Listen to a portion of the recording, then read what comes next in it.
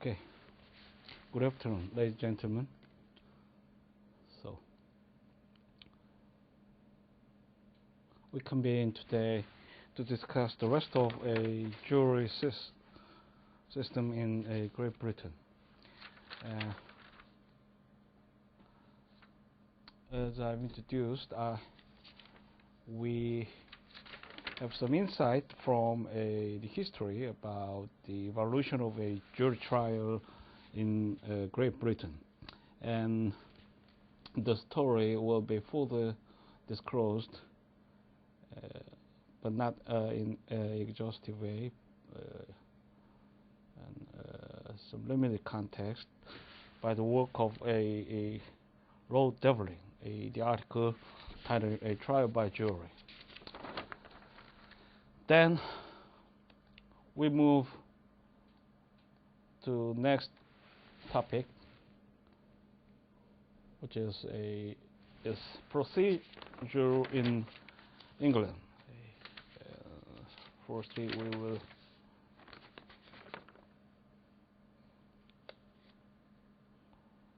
look into the civil procedure, and also the article was utilized for this purpose.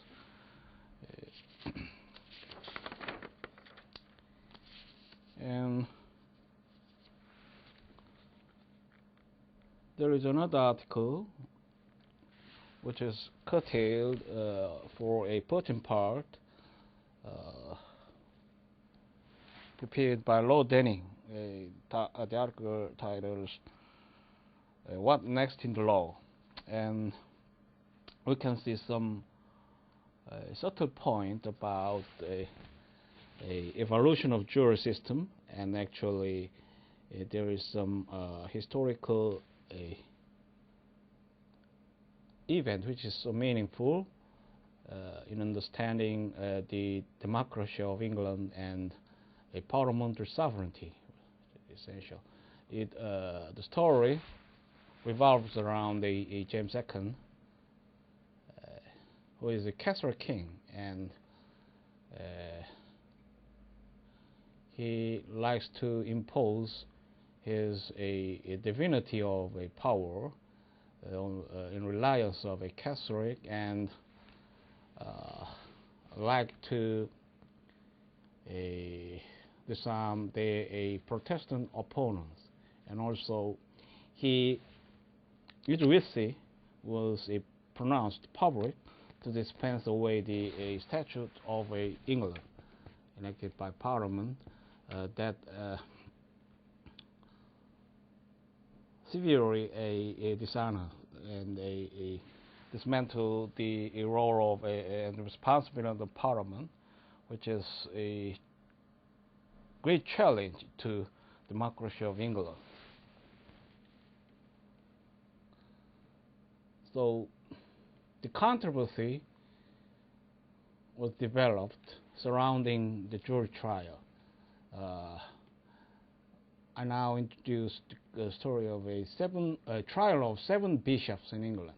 The bishops, of course, the center of a Protestant power, which was around the national church, and they are actually a bit proponents about Protestant, and it is the center of civil power at the time. So the struggle is so structured to the parliamentary reform, and actually upon the event, James II was expelled to the continent, and a parliamentary sovereignty was ensured, what is usually called the Glorious Revolution in England.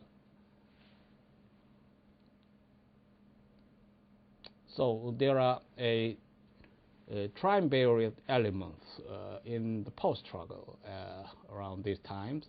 The Catholic, as represented by the monarch, and also the parliamentary system, parliamentary sovereign parliament, sorry, as a rising sun to mobilize the democratic power in Great Britain, which is, of course, the nature of nobility in many senses, and other civilian base, which is usually favoring a Protestantism, which was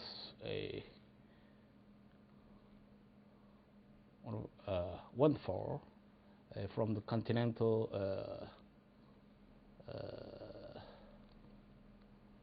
improvement. For example, Martin Luther, and also you know the name Calvin, who both of them are actually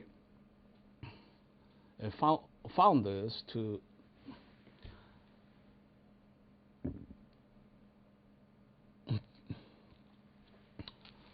under a new religious promise.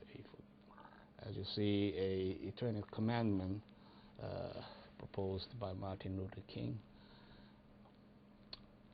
And interestingly, the jury trial was contested seriously in the context of a opposition of 7 bishops and the command of a monarch to put them to jury trial. And in the context, the Arnold, who was King's brother at the time, presided the trial, and he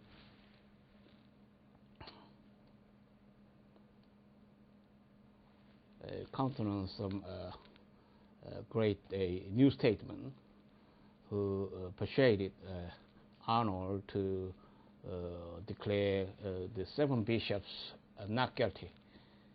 So that is idiosyncratic, but may reflect the kind of a social antagonism around the time. And the jury trial can well be highlighted in the context across this event.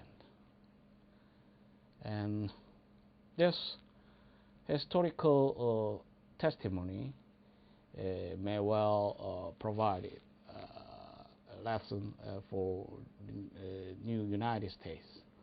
So now the U.S. Constitution have several provisions covering 5th, 6th, and 7th Amendment prescribing the right to jury trial. And also the main text partially deals with the question about jury trial in Articles 3rd, and in that article, which is a portion of judiciary, eminently prescribes the right to jury trial, criminal system, and grand jury in criminal prosecution and indictment.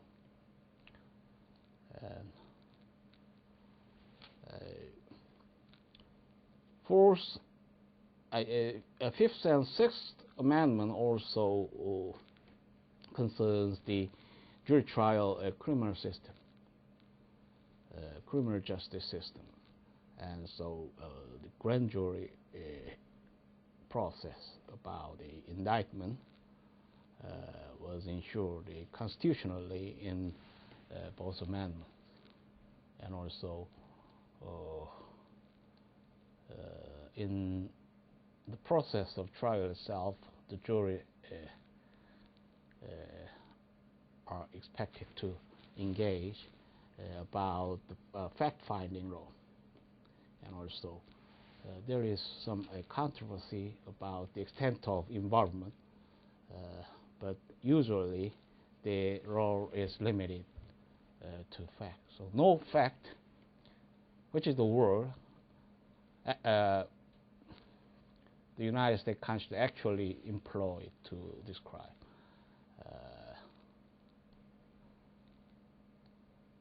And also we have a Seventh Amendment about jury trial in civil civil procedure. And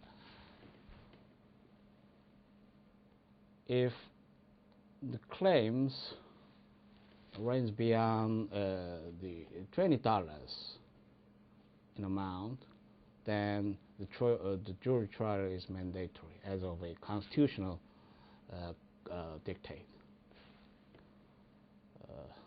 But the practice of the United States are now different, since if it is not expressly contrary to the language of the Constitution, since the criminal and civil procedure usually are amenable to the jurisdiction of state. So it is a matter of federal constitution, and which is actually a basic and some resolution of foundational issues about the nation. So the state jurisdiction may employ some different form of a jury trial. For example, unanimity may be waived in many jurisdictions in criminal procedure about a jury verdict. And also it is most usual that they do not utilize the jury system in family issues. The family law is out of a boundary which is obliged to employ the jury system. So the child custody or other alimony litigation may go without a jury. Actually, the judge may have a exclusive power to adjudicate the issues presented in the case in the scope.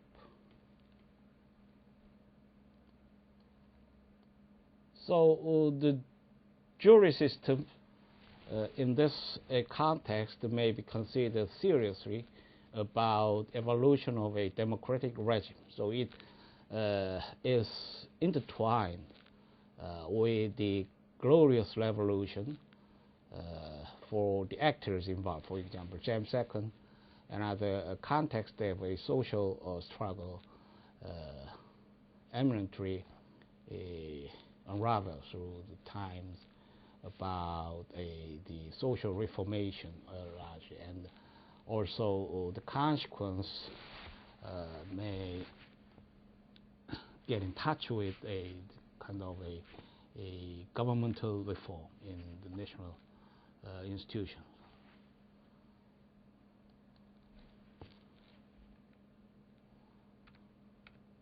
So the Bill of Rights, as established in 1689, has guided the Parliament's sovereignty and enumerated the kind of essential rights which is fundamental to support the democratic governance. And also, one illustration may be shared on a Second Amendment issue in the United States. You may know the kind of intense debate around the right to bear arms. There is serious concern about the reform of a Second Amendment, which is actually very difficult. You may recently encounter the newspaper article about denial of Congress about new rules, which President Obama argued as a kind of a common sense measure. They rejected the bill, actually. So it is one of a hyperbole issue in the United States, and sensitized public through the series of a tragic incident involving a killing spree in this place of a school zone or other a public institution. So it is actually shocking, but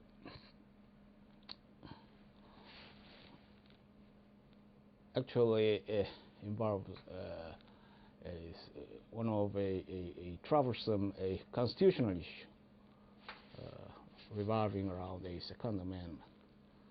And the issue was also recently discussed in cases and other public forum, but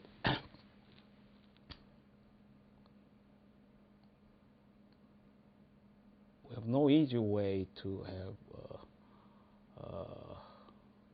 decisive resolution about it.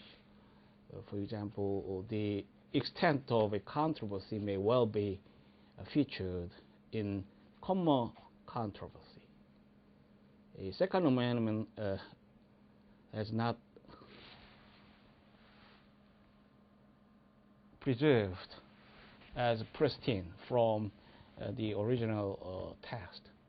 So we may get it on comma attached, or we may get it without comma. So the consequence of expression may be received in different meanings. So it is very interesting and delicate difficulty, and so chronicle a dilemma about this a antedated classic document, which should be a mainstream of U.S. citizens in their views.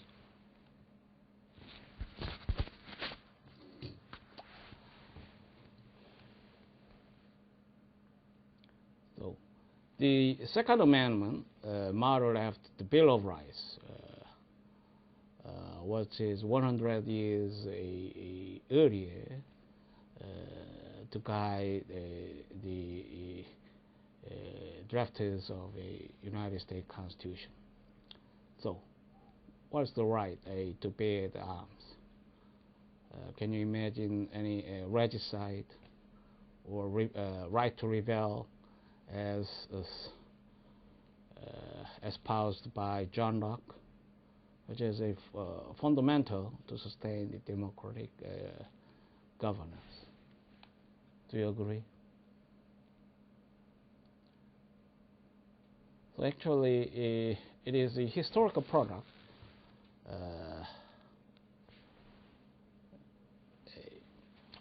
and has a background about the struggle between Catholic king and the Protestants. A Catholic king intended to disarm the fierce Protestants, and also actually the king is also fierce and a mightier. So their struggle is serious, so may well pose some legitimate fear against James II. And in that struggle, the Bill of Rights endorsed the right to bear arms against tyranny. So James II is kind of a scapegoat in context, and that heritage was preserved in the original language of United States Constitution. Interesting.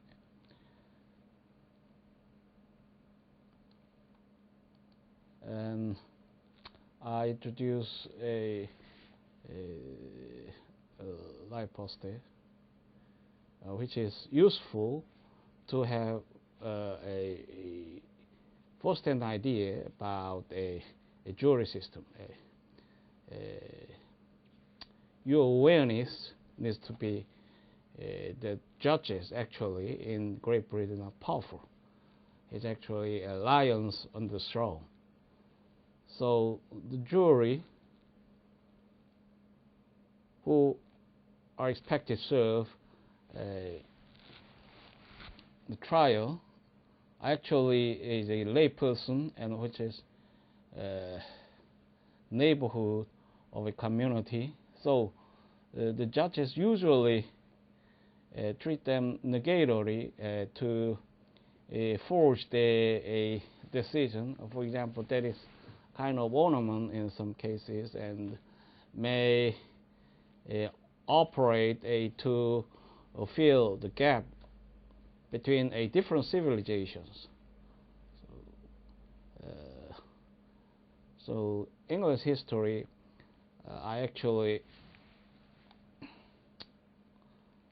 susceptible of a various culture that comes in two ways. For example, it is a state of Ireland which is alienated from the mainland of Europe, which is usually considered the most civilized around that time. And also the English power radically arose to in the background of a mightier navy to exploit many colonial states overseas. They also experienced some unusual culture, and the administrative justice may not be opposite without the jurors' engagement drawn from the pool of community. Does it make sense? Do you agree? In any case, we usually see the jury system as one essential strength for grassroots democracy. Without jurors, the judges, who are then lions on the throne, very powerful, may oppress and manage their own administrative justice in their own way, and very in the context of a strong hierarchical dynamism based on the laws and command of a statute. So that is main reason for the Korea to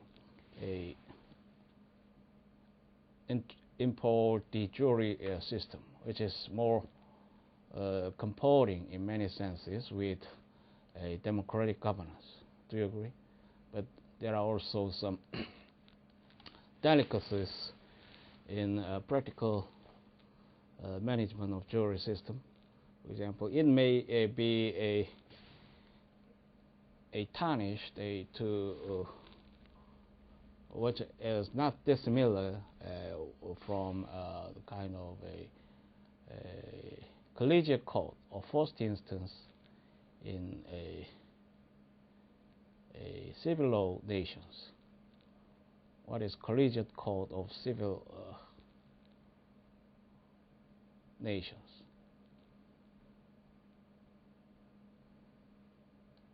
It is very basic form of a court ranks to deal with a plain issue, a simple issue, which is basic, and mostly they may not exert the decisive authority about major cases. And the style of a practice employing a jury trial also matters. For example, some criticism may well be conceived if the distinct dynamism, which is not a collegiate, or in some cases some insurmountable barriers between jurors and bench may impose some imagery about negative sense.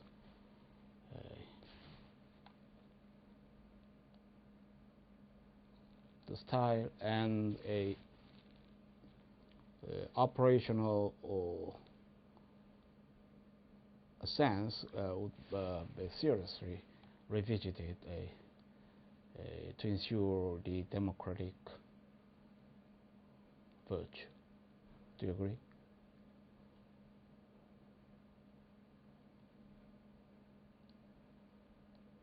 Now, the jury trial has varied form between two continents also, and on the progress of a society in time sequence. For example, unanimity about the jury verdict is absolute throughout the long history in England. But in 1967, the statute of Act of Criminal Justice reformed by English Parliament now reforms the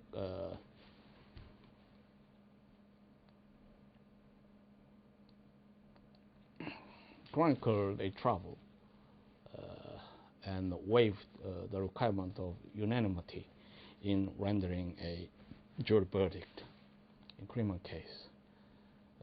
So the history unravels very interesting context of a jury practice in England. For example, they may have starved the jurors to agree with a common peers who served,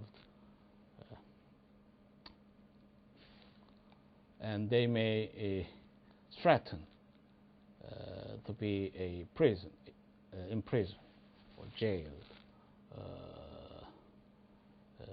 to agree on a favorable outcome for the dominant class. For example, James II trial of 7 bishops vividly exposed the context.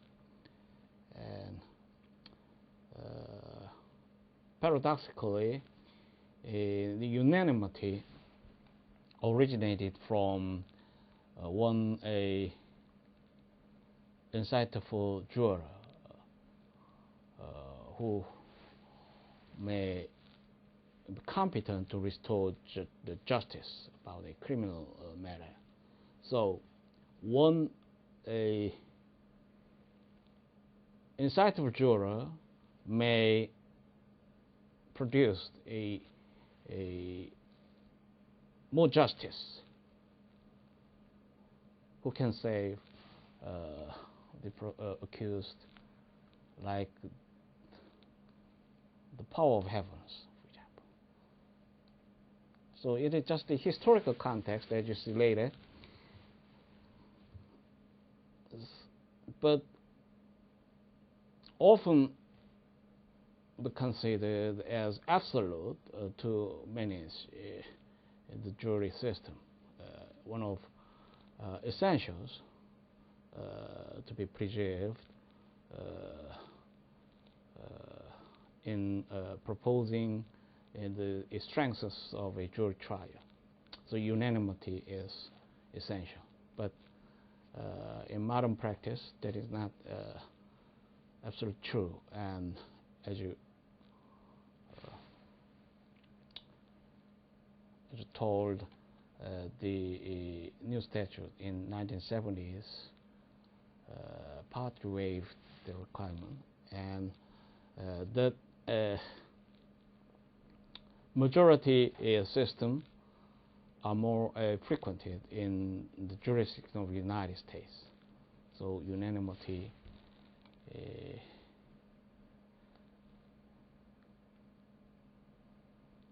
is of course dominant in both countries, but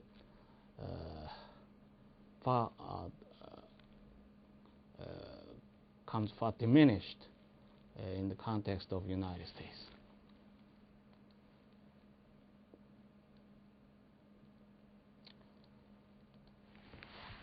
In understanding the jury trial, we introduced trace of a causal basis, which are periodic criminal courts held around England and Wales until 1971, when together with the quarter sessions, they were abolished by the Courts of Act and replaced by a single permanent Crown Court. The assessor heard the most of serious cases which were committed to it by the quarter sessions, while the more minor offenses were dealt with summarily by justices of peace.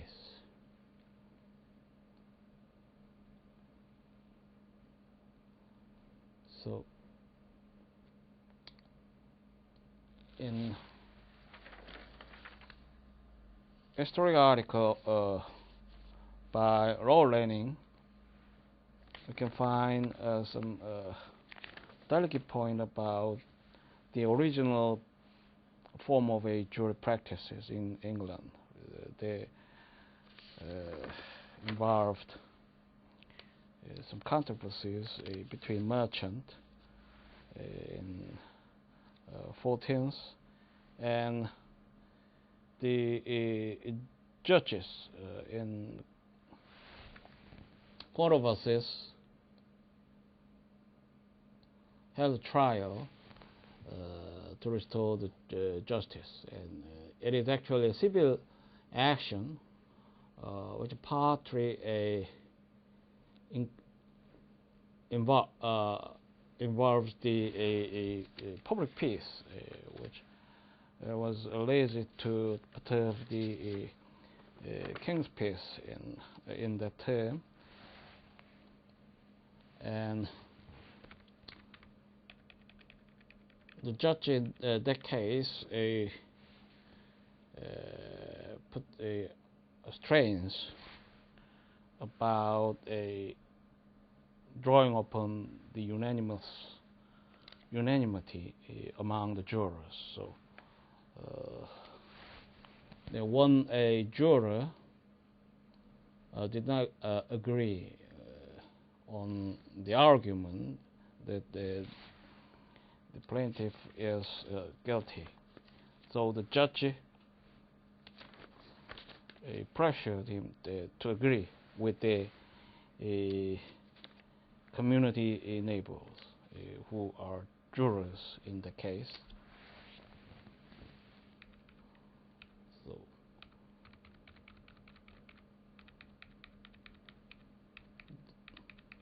the history recurred, but may come in a different extent of legitimacy, which may be well buried to respond to the court of times, and the practical variations may be extensive if we take a more large context in considering in our focus.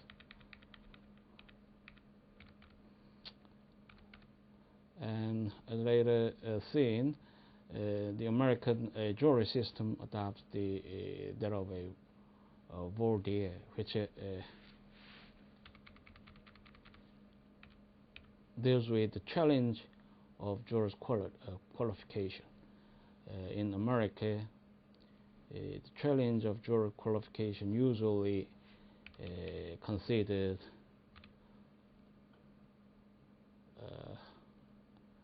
as a reference from the common peers, same jury panel.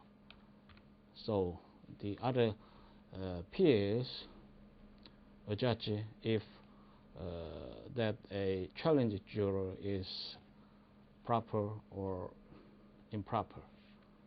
And this system was not adopted by English authority. Is one of very yeah, 우리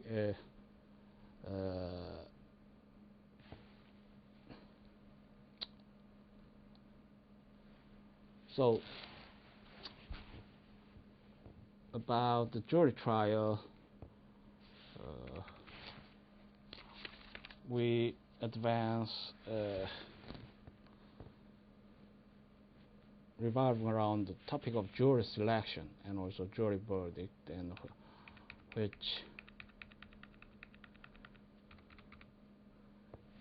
could be highlighted more or strong terms by a Criminal Justice Act, which is a final product to resolve these complicacies. And we may have a chance to review the appellate procedure, but I'm not sure if it is definite since the time is not long.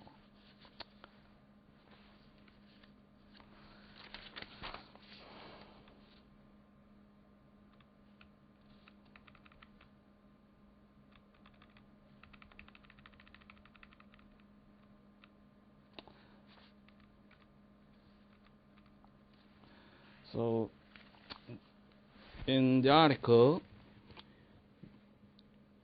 we have some basic feature about a historic evaluation in the jury trial. The English jury is not what it is because some lawyers so decreed, but because that is the way it has grown up. Indeed, this invention by a lawgiver is inconceivable. We are used to it and know that it works. If you will not, we should say that it embodies a ridiculous and impractical idea.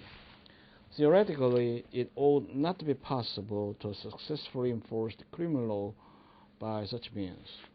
How is it done? Two answers to the question can be given at once. The first is that the account which I have just given of the jury process, though not inaccurate, is a very superficial one. There is a great deal going on beneath the surface that tends to shape jury's verdict. Most lawyers will readily assent to the generalization that the jury is the sole judge of all questions of fact, and the jury itself is invariably told that it is. But it is a generalization that when one stops to think about it, is found to need a good deal of qualifying. The second answer is that the jury system is not something that was planned on paper and has to be made to work in practice. It developed that way simply because there was the way in which it found to work and for no other reason. It began as something quite different, and the nature of its origin is shown by its name. The juror was a man who was compelled by the king to take an oath. It was the Normans who brought over this device whereby the spiritual forces could be made to perform a temporal service, and the immense efficacy which they possessed in medieval times used for the king's own ends. The oath then was so strong, guarantee of veracity, that provided that the man who were compelled so to answer were the man who must know the truth about the matter. There could be no better way of getting at the facts. The king used it for obtaining information which he wanted for administrative purpose. For example, in the compilation of the Doomsday Book, and the people who were compelled to answer were those who lived in the place where the inquiry was being held and who must therefore know the facts. Thus the jury originated as a body of men used in an inquisition, or in the English term, an inquest. But the inquest was not at first associated with the administration of justice. Indeed, justice was not sought to need any form of preliminary inquiry. Disputes were settled simply by one of the disputants proving himself by one means or another to be the better man. Trial by battle was one obvious way. It too was introduced by the Normans and was not liked by the English. where a man might show the superiority of his owners by bringing as many of his neighbors as he could as compagators to swear to the value of it, and then some process of oath counting, possibly ending in a fight, went on. It is all very reminiscent of schoolboy justice. Trial by ordeal was the most popular of the recognized means, and perhaps observed so by a comparison with the others, because it was believed to signify the divine acceptance of a claim. It was King Henry II who was directly responsible for turning the jury into an instrument for doing justice, and Pope Innocent III who was indirectly responsible for its development as a pecuniary English institution. Henry II understood well the importance of extending the royal jurisdiction as a means of enlarging the royal power, and also the royal purse for the conduct of litigation was in those days a profitable business. A jury which gave the king information for administrative purposes could also be used to give him information which would enable him to decide a dispute. They were men drawn from the neighborhood who were taken to have knowledge of all the relevant facts, and were bound to answer upon their oaths and according to their knowledge which of two disputants was entitled to the land. When a party got 12 oaths in his favor, he won. This is the origin of trial jury, though there was as yet no sort of trial in the modern sense. In November 2015, Pope Innocent III prohibited trial by ordeal. On the continent, where the science of law and legal procedure was much further advanced than in England, the judges were quick to devise new and moral rational forms of proving guilt. In England, the crown was then in the infancy of Henry III. The judges who went out on circuit were left to improvise. Something had to be devised, and it was natural that the judges should use the jury. At first, no sharp distinction was drawn between the jurors who presented and those who tried. The process was still, and for many years remained an inquest, an inquiry of those who were supposed to know. Until 1948, after the jury had been sworn to try a treason or felony, a proclamation was made in these terms. Let's have the words. If anyone can inform my lords, the King Justice or the King's Attorney General, on this inquest to be taken between a sovereign lord, the King, and the prisoner at the bar of any treasons, murders, felonies, or misdemeanors done or committed by the prisoner at the bar, let him come forth, and he shall be heard, for the prisoner now stands at the bar upon his deliverance. The words illustrate vividly one stage in the metamorphosis of the jury, the stage in which they were changing from a body that acted on its own inherent knowledge into one that received information from outside. At first, the information was supplementary and given haphazardly, perhaps privately to one or two of jurors by the plaintiff or defendant, or perhaps publicly in response to a general invitation. The idea of the reception of evidence matures slowly. We will know two things which especially contribute to an understanding of the way the jury works today. The first is that judge and jury were never formally created as separate institutions. There was never any separation of powers, never any conscious decision by anyone. The questions of law ought to be decided by lawyers and those of fact by laymen. The jury derived all its powers from the judge and from his willingness to accept this verdict. Even now, if he were to refuse to do so, he would offend against no statute, and his judgment would be good until reversed by high court.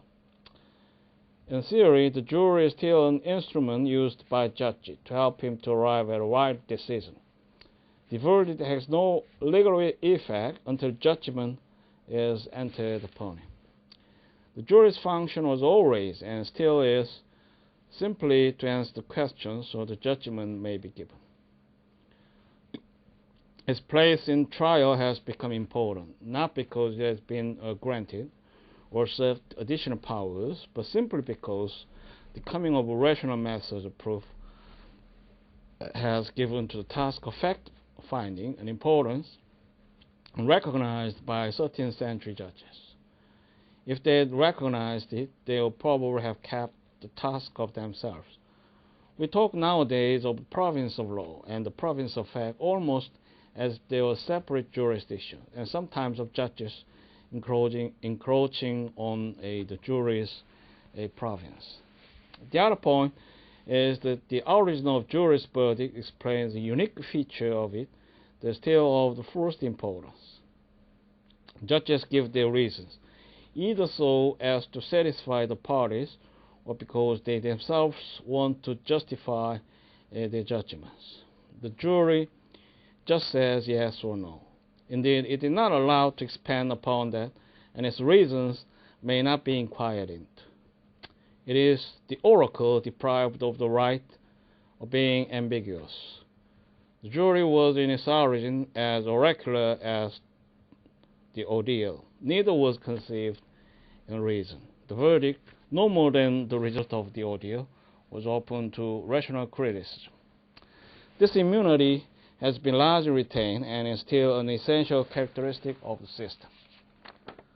So,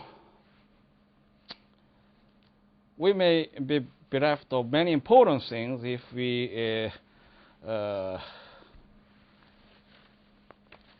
reckless about the context of history and evolution of a civilization.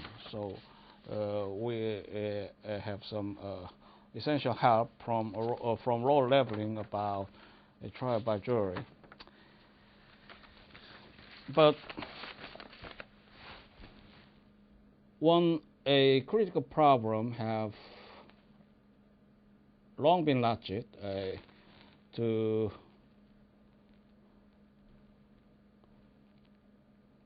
contest about the propriety of jury selection. What is the basis for the jurist, and how could we properly select the most competent and qualified jurors to each case in context? So there are two stages when you consider the issue of jury selection. First, normally the government manages kind of jury roster. In some cases may be called a jurist, which compile the qualified jurors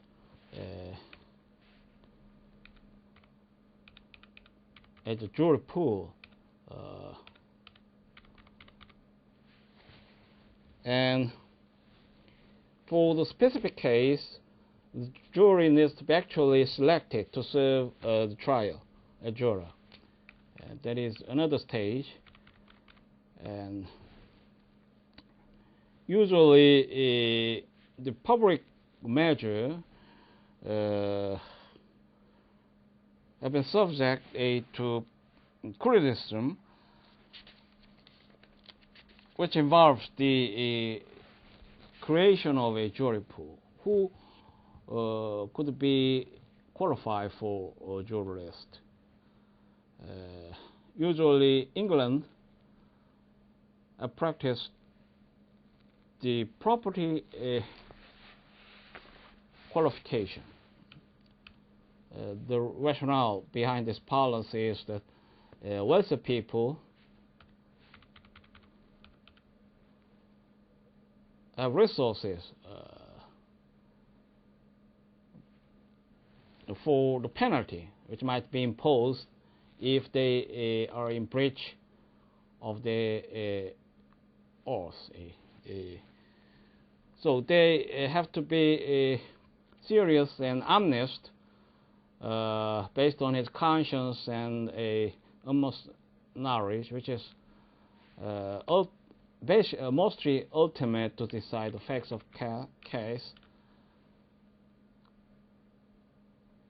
And one other exception may be present about disqualification of some selective classes of society. For example, post offices, judges, lawyers, and many classes of social prestige are excluded from the qualification as jurors. There is some controversy about the merits and weaknesses of the statutory framework, as we see in the process of this class. So the picture I've chosen to show you is the court building in England. They are waiting for jury selection in the corridor of a court building. And the next scene should be familiar with you, which featured the inside of a courtroom in Korea, and jurors sat to attend the trial, and some court officer gave instruction about their ways of dealings and their loyalty and kind of a technical information to serve their role as juror.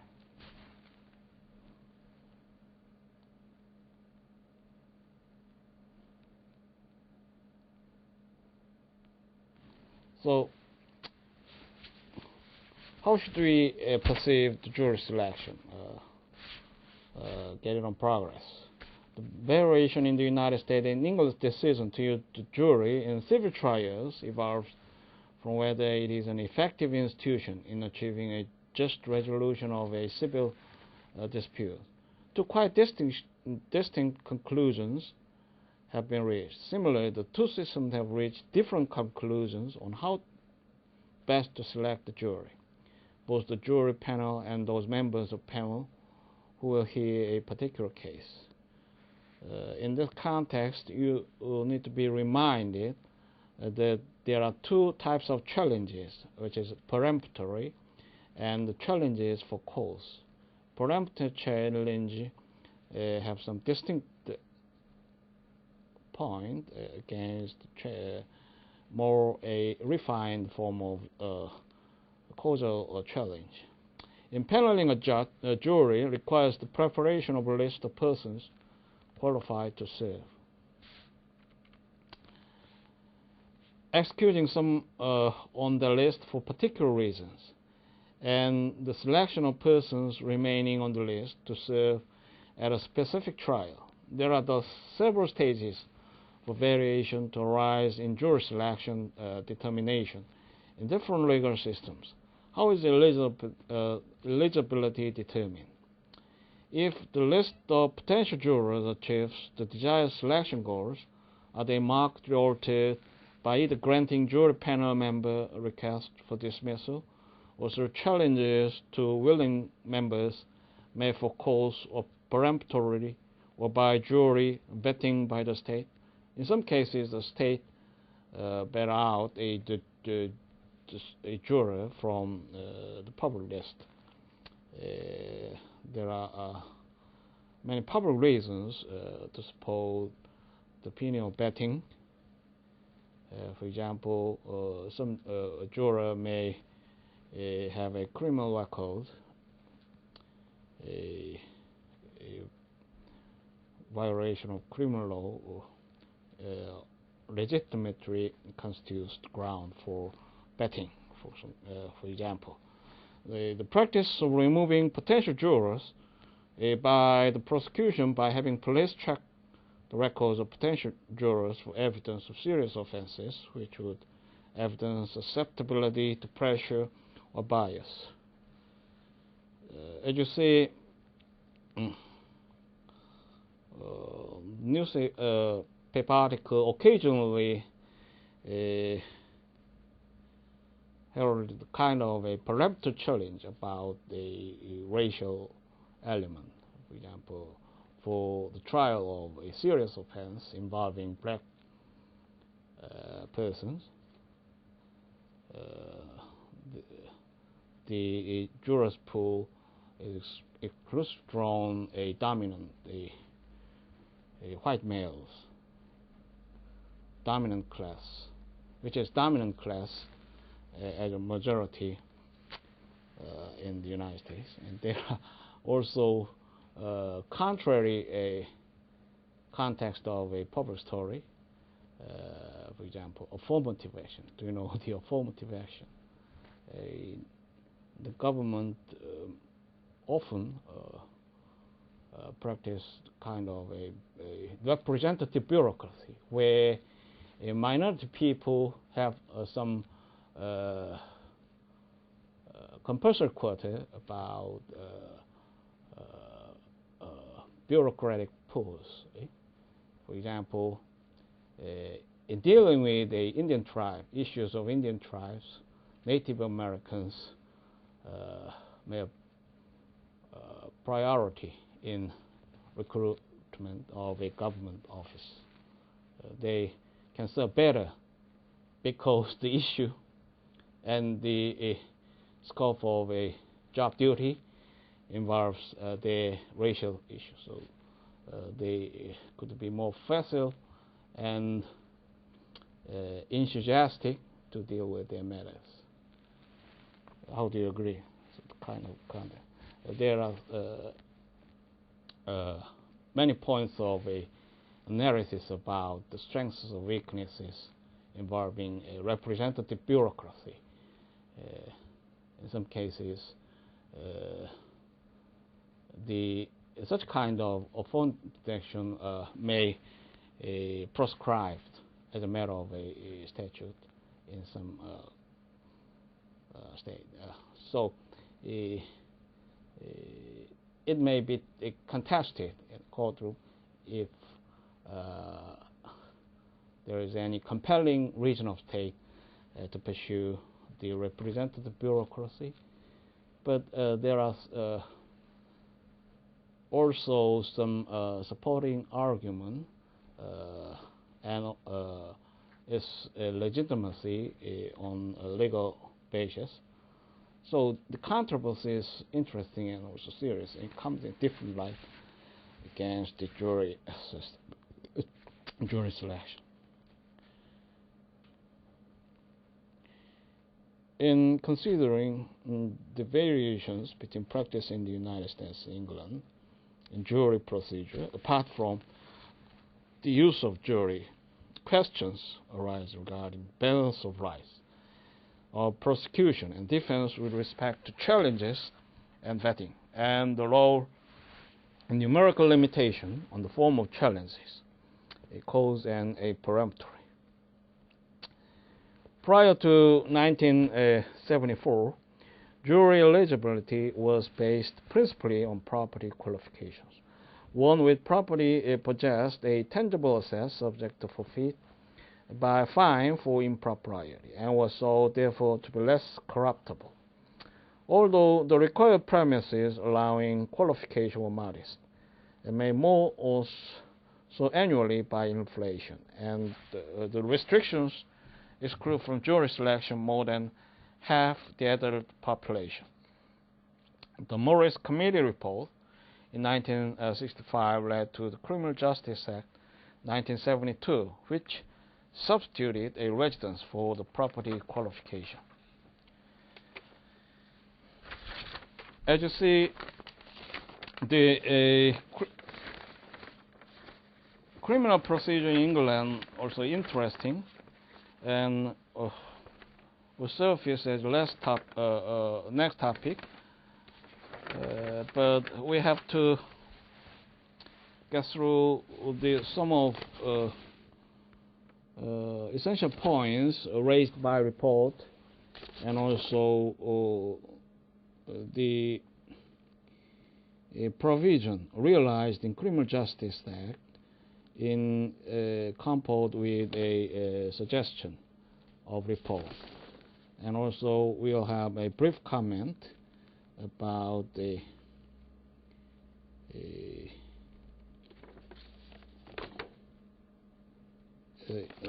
reform.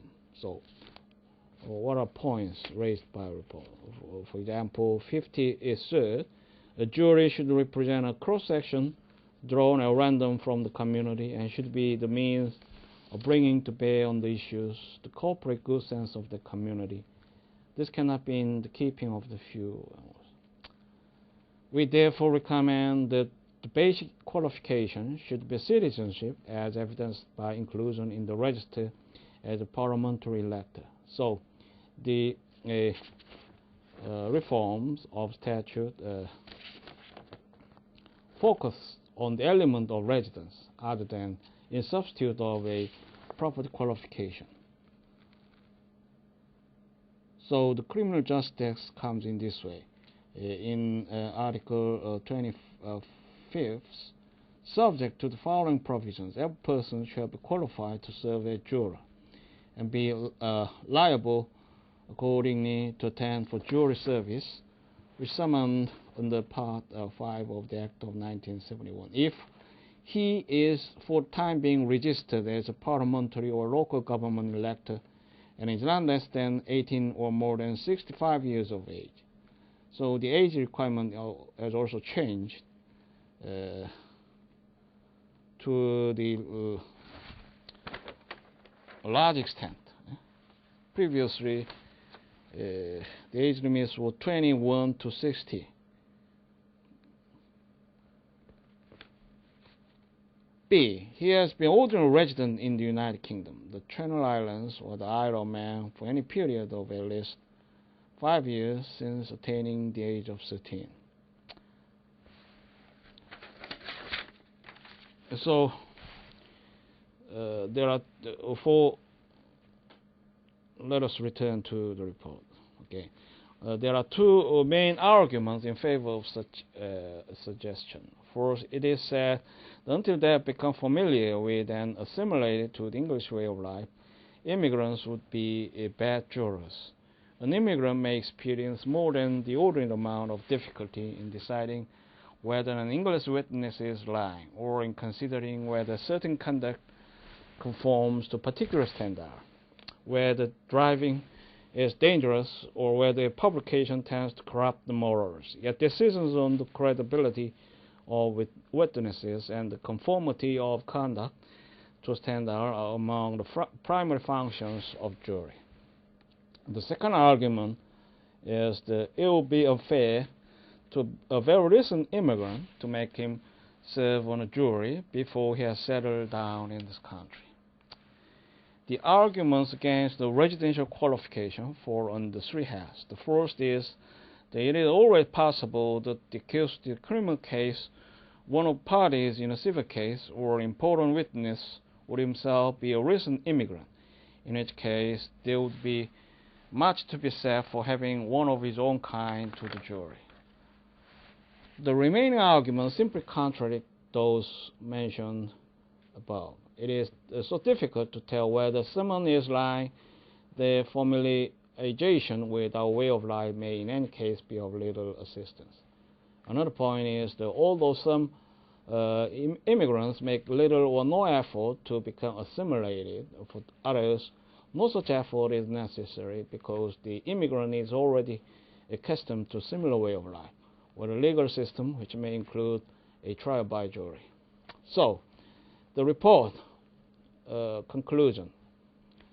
We have concluded some residential qualification is desirable.